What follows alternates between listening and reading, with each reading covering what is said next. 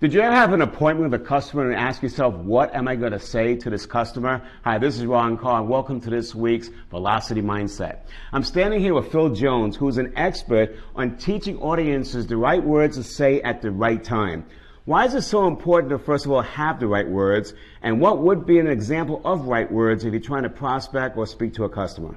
Yeah, great question. And I've been in the world of helping people find the right word choices, particularly in the world of sales now for over a decade, trained over 2 million people. And one of the biggest differences that I found between those that do good and those that really crush it is the ones that are crushing it, they know exactly what to say, when to say it, and how to make it count.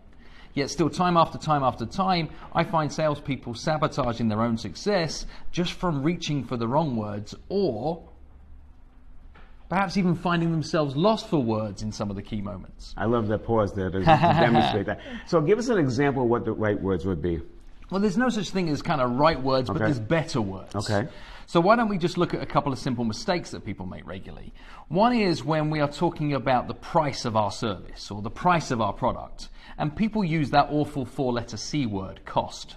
They say what it's going to cost is blank. If you think about the literal definition of the word cost, it means it cost me, it means it hurt, it means it's money out with no returns. My guess is that if somebody is giving you some money towards something, your promise behind that money is some form of returns. If you put money in and get returns back for it, through my lens, that's an investment. So I think swapping the word what my service costs or what I'm asking you to invest changes a huge amount. Just to give 2 more quick examples is I find a lot of people talking as sales professionals about what we do is. What we do is blank, blank, and blank, or we were founded in, or we've been doing this since.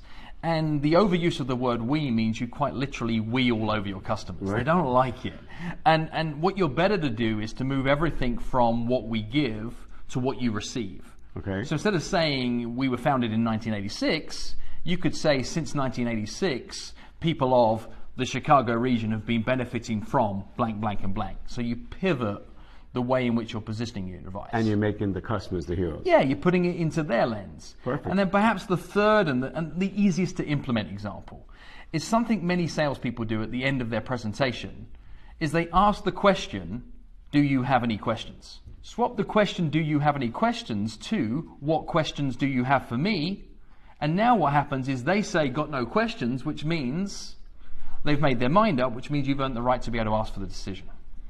Okay, so instead of saying, do you have any questions, just say, what questions do you have for me? Correct. And again, you're putting it as a customer focus versus self focus. Yeah, and we've moved from a closed question, do you have any questions? Yes, no, to what questions do you have for me? Now we've opened the question, which allows them to feel empowered to say, I've got no questions.